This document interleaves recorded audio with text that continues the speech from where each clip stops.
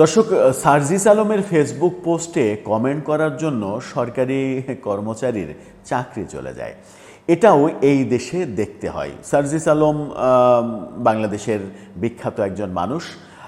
তিনি বাংলাদেশ সরকারের বিখ্যাত একজন মানুষ, বাংলাদেশের অবিসংবাদিত একজন নেতা। তার পোস্টে কোনো ধরনের সমালোচনামূলক কমেন্ট কেউ করতে পারবে না। আর তিনি যদি হন সরকারি চাকরিজীবী তাহলে তো তার চাকরি যাবেই। এমন ঘটনা গতকালকে ঘটেছে কয়েকদিন আগেই, কিন্তু গতকালকে সামনে এসেছে এবং কাগজপত্রগুলোও সামনে এসেছে। এই ঘটনা যখন ঘটেছে তখন আমরা দেখেছি যে ফেসবুকে আর একটা পোস্টে স্যাড রিয়াক্ট দেওয়ার জন্য 5 জন সরকারি কর্মকর্তাকে শোকজ করা হয়েছে।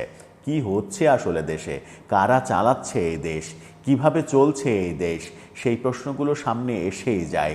সার্জিস আলমের পোস্টে কমেন্ট করলে কারো চাকরি যাবে, এটাও দেখতে হবে এই দেশে। অথচ আমরা বলছি বাক স্বাধীনতার যুগে আছি আমরা বলছি যে ফ্যাসিস্টকে বিদায় দিয়ে নতুন রাজনৈতিক বন্দোবস্ত করেছি আমরা। এটাই কি রাজনৈতিক বন্দোবস্ত নতুন? সেই প্রশ্নের সমাধান খোঁজার চেষ্টা করব এই ভিডিওতে। থাকবেন পলিটিক্স টিভির নিয়মিত আয়োজনে।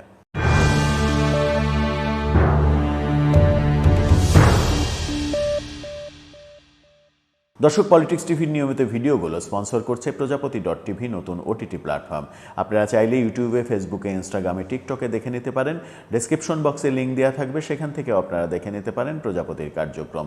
চলে যাচ্ছি মূল ভিডিওতে। বলছিলাম, সার্জিস আলমের পোস্টে কমেন্ট করায় একজন সরকারি কর্মচারী, নিম্ন শ্রেণীর কর্মচারী, অফিস সহকারী, তার চাকরি চলে গেছে। এই ঘটনা বাংলাদেশের ঘটনা, এই ঘটনা উগান্ডার ঘটনা না। এই ঘটনা যখন বলছি তখন ফেসবুকে স্যাড রিয়াক্ট দেওয়ার জন্য 5 কর্মকর্তাকে শোকজ করেছে, সেটাও নিশ্চিত করছে কালবেলার এই ফটোকার্ডটা আপনারা দেখে নিতে পারেন। সেই স্যাড রিয়াক্ট, জুলকারনাইন শায়েরের একটা পোস্টে স্যাড রিয়াক্ট দেওয়ার কারণে এই 5 জনকে শোকজ করা হয়েছে। আর সার্জিস আলমের যে পোস্টে এই ঘটনা ঘটেছে, সেই পোস্টটার ব্যাপার মন্ত্রণালয় জড়িত হচ্ছে মৎস্য ও প্রাণী সম্পদ মন্ত্রণালয়, যে মন্ত্রণালয়ের উপদেষ্টা ফরিদা আক্তার, যাকে নিয়েও গতকালকেই একটা আমরা ভিডিও করেছি, যার বিরুদ্ধে অনিয়ম দুর্নীতির অভিযোগ উঠেছে সম্প্রতি। মৎস্য প্রাণী সম্পদ মন্ত্রণালয়ের একজন অফিস সহকারী কাম মুদ্রাক্ষরিক, তাকে এই চাকরি থেকে অব্যাহতি দেওয়া হয়েছে। সেখানে লেখা হয়েছে, জনাব মোহাম্মদ নাজমুল হুদা সাময়িক বরখাস্তকৃত অফিস সহকারী কাম কম্পিউটার মুদ্রাক্ষরিক। সেখানে লেখা হয়েছে, যেহেতু আপনি জনাব মোহাম্মদ নাজমুল হুদা অফিস সহকারী কাম কম্পিউটার মুদ্রাক্ষরিক, এই স্ক্রিনশটটা আপনারা দেখে নিতে পারেন। 2 পেজের এই চিঠি, প্রশাসন 2 শাখা সংযুক্ত, মৎস্য প্রাণী সম্পদ মন্ত্রণালয়, ঢাকা। আপনি সামাজিক যোগাযোগ মাধ্যমে জুলাই বিপ্লব ও ছাত্র জনতার অভ্যুত্থানের অন্যতম সমন্বয়ক জনাব মোহাম্মদ সার্জিস আলমের ব্যক্তিগত ফেসবুক অ্যাকাউন্টের 19/2/2005 তারিখের পোস্টে, অর্থাৎ ফেব্রুয়ারির 19 তারিখের পোস্টে একই তারিখ সন্ধ্যা 6টা 42 আপনার নামীয় ফেসবুক অ্যাকাউন্ট থেকে নিম্নরূপ মন্তব্য ও বক্তব্য করেছেন। সেখানে হুবহু তুলে ধরেছে।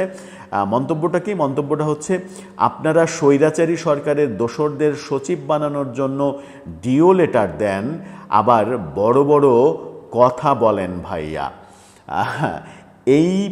এই কমেন্টটা করেছেন এই ভদ্রলোক নাজমুল হুদা, যে আপনারা স্বৈরাচারী সরকারের দোসরদের সচিব বানানোর জন্য ডিও দেন, আবার বড় বড় কথা বলেন ভাইয়া। এই মন্তব্যটা সার্জিস আলমের পোস্টে করার কারণে তাকে বরখাস্ত করা হয়েছে। কেন বরখাস্ত করা হয়েছে? কারণ এই মন্ত্রণালয়ের এই উপদেষ্টা ফরিদা আক্তার, গতকালকে এই ভিডিওটা আমরা করেছি, ফরিদা আক্তার ডিও লেটার দিয়েছিলেন সাবেক 6 বছর 2 মন্ত্রীর সহকারী পিএস হিসেবে কাজ করা একজন সরকারি কর্মকর্তাকে তার মন্ত্রণালয়ের সচিব বানানোর জন্য ডিও লেটার দিয়েছেন, এবং তাকে যদি আনতে একটু দেরিও হয়, ফাঁকা থাকুক, তাও তাকেই প্রয়োজন, এমনভাবে লেখা হয়েছে। সেই মন্তব্যটাকে কেন্দ্র করেই এই লোকটার চাকরি চলে গেল। এটাই আমাদের এখন দেখতে হবে। নতুন রাজনৈতিক বন্দোবস্তে এটাই আমাদের কপালে আছে। ফরিদা আক্তার, তার স্বামী ফরহাদ মাঝার, তাদের অনেক নৈতিক কথাবার্তা আমরা শুনি সমাজে। ফরহাদ মাঝারের প্রতিনিয়ত তার জ্ঞান বিতরণ, সেই জ্ঞান আমরা শুনে জ্ঞানান্বিত হই। আমরা কি বলে যে আমরা নিজেদেরকে সমৃদ্ধ করি। সেই সমৃদ্ধ করতে যাদের মাধ্যমে পারি আমরা, তাদের পারিবারিক লোকজনের যদি এই অবস্থা হয়, এবং যে সরকার আমাদেরকে নতুন রাজনৈতিক বন্দোবস্তের কথা বলছে, যে সরকার আমাদেরকে, গত সরকারের আমলে বাক স্বাধীনতা ছিল না, এই সরকার বাক স্বাধীনতা দেবে, সরকারের আমলে সব স্বাধীনতা পাওয়া যাবে, এই কথাগুলো শোনাচ্ছে, তখন আমাদেরকে নির্বাক হয়ে এই দৃশ্যগুলো দেখতে হয় যে সার্জিস আলম বাংলাদেশ সরকারের জন্য এমন ইম্পর্ট্যান্ট একজন পার্সন যে তার পোস্টে একজন কর্মচারী গিয়ে সত্য কথাটা লিখেছে। সেই সত্য কথাটা লেখার জন্য, তাও কারো নাম মেনশন করে লেখেননি, সত্য কথাটা লেখার জন্য এক লাইন কমেন্টের জন্য তার চাকরি চলে যাবে। কোন দেশে বাস করছি আমরা? এই দেশটা কি আগের চেয়ে সত্যিই ভালো রয়েছে?